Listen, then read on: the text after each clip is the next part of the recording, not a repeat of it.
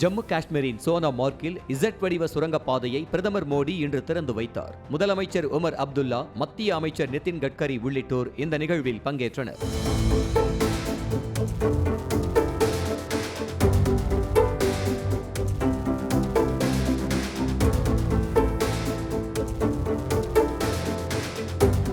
Jet வடிவ சுரங்கத்தை திறந்து வைத்த பின்னர் அதில் வாகனத்தில் சென்று சுரங்கப்பாதையை பிரதமர் மோடி ஆய்வு செய்தார். சுரங்கப் பணிகள் குறித்து வைக்கப்பட்டிருந்த தகவல் பலகையையும் அவர் பார்வையிட்டார்.